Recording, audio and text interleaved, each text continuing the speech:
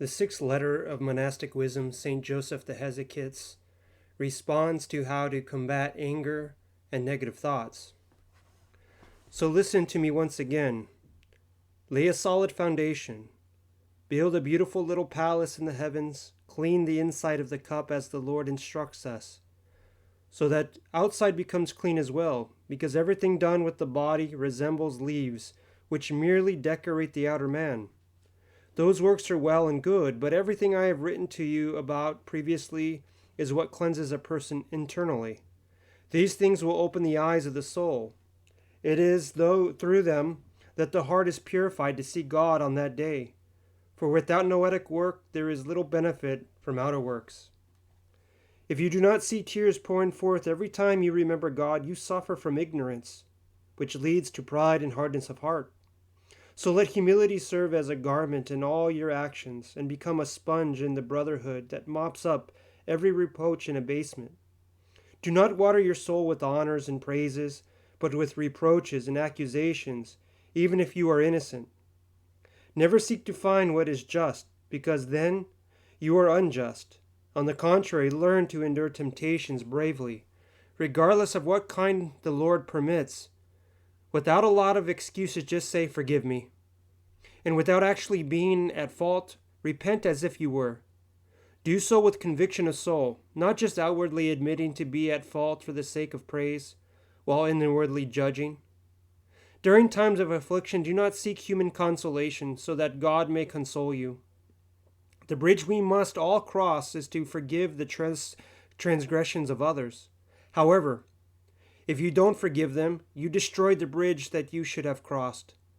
So become a good model and example to others through your good and God-pleasing deeds, and do not wish to defeat everyone with your words. Do not think that you will find rest when you speak out seeking justice for yourself.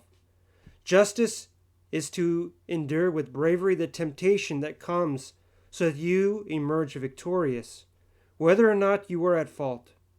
But if you say, "Why not?" you are fighting against God who sent the afflictions because of your passionate condition. God disciplines us so that we reach dispassion. Thus, if you do not endure it, truly you are fighting against God. You write about anger in the heart of a fool. Anger in itself is natural. Just as the body has nerves, the soul has anger. Everyone should use it against the demons, heretics, and anyone who hinders us from the path of God. However, if you get angry with your fellow brothers, or get in a rage and ruin the works of your hands, know that you are suffering from vainglory and are abusing the nerve of your soul. You are delivered from this passion through love towards all and true humility. Therefore, when anger comes, close your mouth tightly, and do not speak to him who curses, dishonors, reproaches, or bothers you in any way without reason. Then this snake will writhe around your heart, rise up to your throat, and since you don't give it a way out, will choke and suffocate. When this is repeated several times, it will diminish and cease entirely. Since man was created rational and gentle, he is corrected far better with love and gentleness than with anger and harshness. After much and thorough testing, I have also found that with goodness and love you can pacify many. And if someone is of good intentions, you can quickly make him comply and become an angel of God. So this is what I would say to you and to everyone. Never seek to correct each other with anger, but only with humility and sincere love, because one temptation does not cast out another temptation. When you see anger ahead, forget about correcting for the moment. Once you see that anger has passed, the peace has come, and that your powers of discernment are functioning properly, then you can speak beneficially. I have never seen anyone corrected through anger, but always through love, and then he will make even sacrifices. Therefore, this is how you should act. Take yourself, for example.